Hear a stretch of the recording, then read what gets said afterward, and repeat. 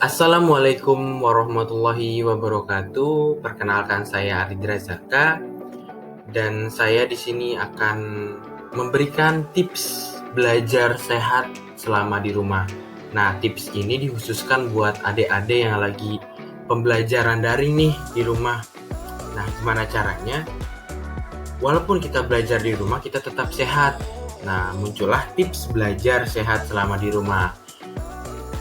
Mungkin langsung saja kita ke slide berikutnya, yaitu perkenalan. Nah, nama saya adalah Aridra Zaka dari Pendidikan Geografi kelompok 69.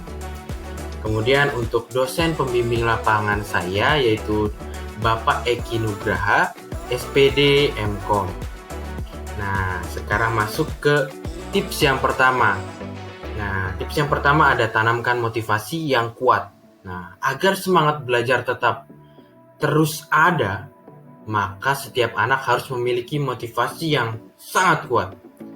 Tidak menjadikan aktivitas tersebut menjadi beban.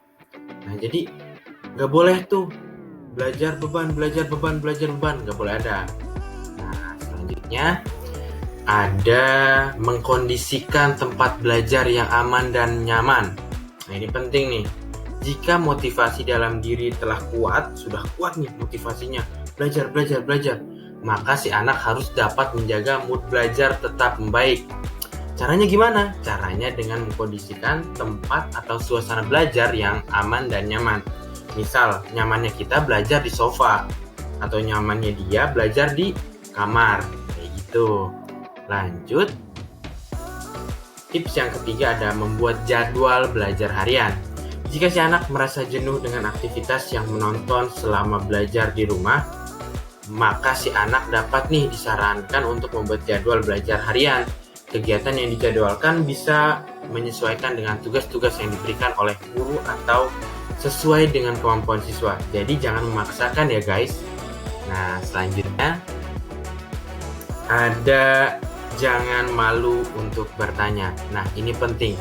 Siswa diharapkan tidak malu untuk bertanya kepada orang yang dianggapnya mampu memecahkan kesulitan yang dihadapi. Atau siswa juga dapat berinovasi, mencari media yang dapat digunakan untuk belajar.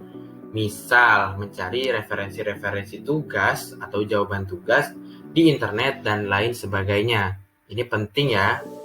Kemudian, selanjutnya yaitu ada tetap menjaga kesehatan selama belajar. Ini penting karena berhubungan dengan topik yang tadi. Belajar sehat di rumah kan? Nah, maka dari itu tetap menjaga kesehatan selama belajar dengan cara mengatur pola duduk yang benar saat menulis atau membaca. Kemudian sering melakukan senam peregangan sederhana di sela-sela belajar agar tidak mengalami kram pada bagian anggota tubuh. Selain itu, rutin minum air putih agar tidak dehidrasi. Juga penting dilakukan. Si anak juga diperbolehkan untuk mengkonsumsi jajanan ringan atau cemilan selama belajar. Hal ini sangat membantu dalam menjaga konsentrasi si anak. Jadi konsentrasi anak tidak terpecah. Seperti itu. Mungkin cuma 5 dari tips yang saya jelaskan. Mungkin ada lagi yang banyak lagi di sana.